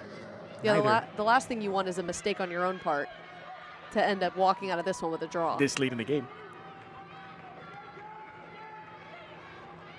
Constant. Okay, now a concerted effort to find Gorley up top. She is the difference maker. Harding able to make the block. And the foul's going to be whistled here against Claire Constant.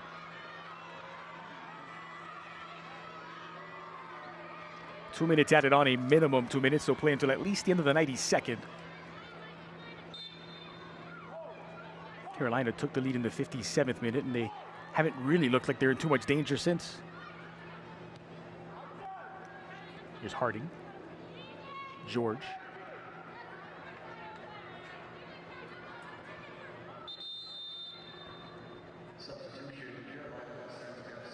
Carolina will make their final substitution. It's the introduction of Elisa Walker, and she'll replace Mackenzie George. Fresh legs on to see out the result.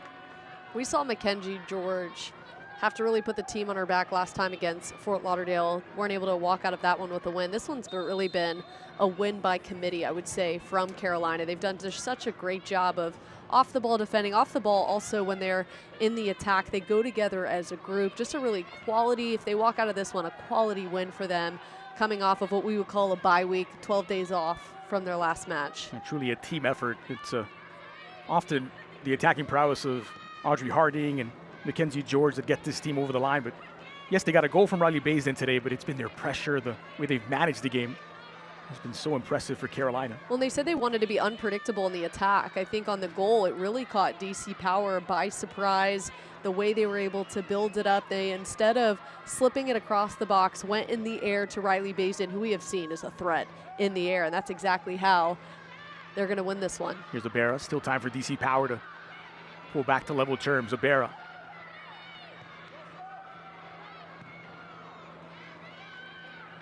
Mia Corbin happy to just send that ball as far away from goal as possible.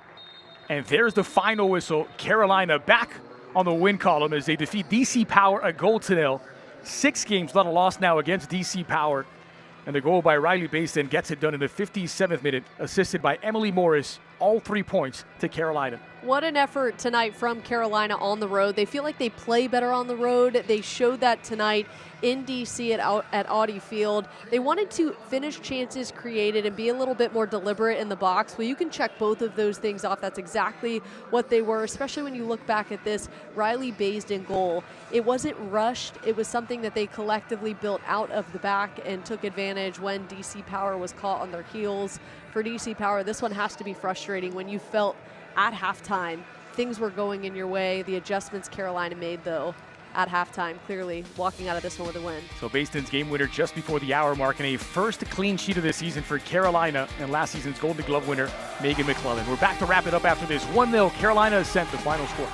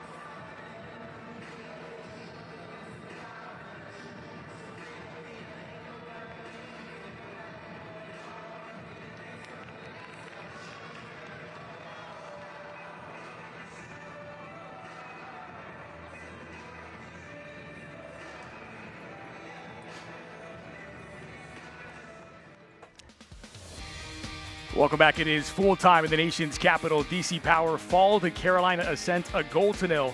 57th minute game winner by Riley Baston, her 4th goal of this season. Makes it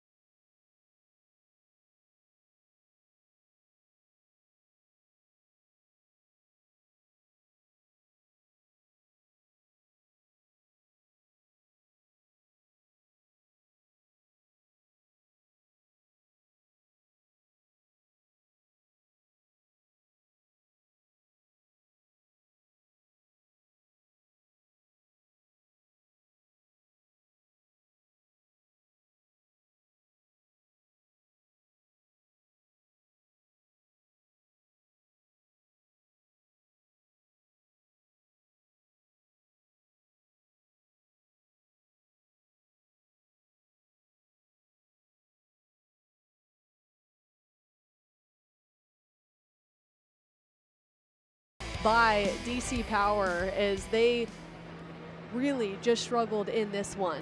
And we're thrilled to have now the goal scorer Riley Baston joining us. Congrats on the win. Congrats on the goal. In a game in which there were few really clear-cut goal-scoring opportunities, you put one that you had to away. And beyond that, it really felt like this was a total team effort. Yeah, I think in the first half we struggled a bit. I think DC did a really good job with their 3-back, but I think we came out and changed our game in the second, and 3 points on the road, we're happy. Riley, with changing the game in the second half, what was the conversation at halftime that you guys needed to fix? Honestly, we just needed to clean it up a little bit, connect our passes, and just play like us. I think that's when we're at our best, and whenever we stray away from that, we don't play well. So we just wanted to get back to basics and play like us, and we just needed one to go in the back of the net. Hey, sometimes all it takes is doing the little things right. That's exactly it with getting back to the basics. I'm sure you guys wanted to get back on the pitch, too, with leaving one out there against Fort Lauderdale. How good does it feel to be back in the win column? Yeah, honestly, I think going into the break, it's a little bit sweeter. I think last Thanksgiving it was a bit sour taste. So 3 points on the road, we get to go home and have a nice break. Well, enjoy the holidays. Thanks for the time, and congrats on all 3 points. Thank you. Thanks, Riley. Thanks so much. Thank you. So Carolina Ascent, after dropping all 3 points to Fort Lauderdale, get right back to winning ways. They climb into a top 3 spot provisionally on this Week 13. The final score one final time, DC Power 0, Carolina Ascent 1 from the nation's capital. This copyrighted telecast of the United Soccer League cannot be retransmitted, rebroadcast, or reproduced without the express written consent of the United Soccer League.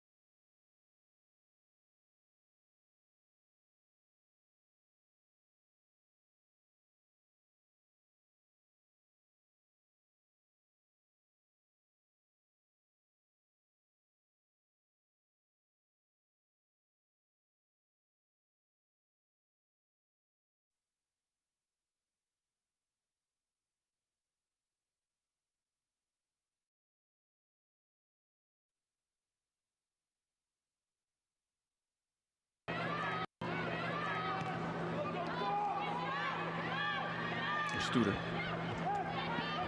Now Butler. Emily Morris.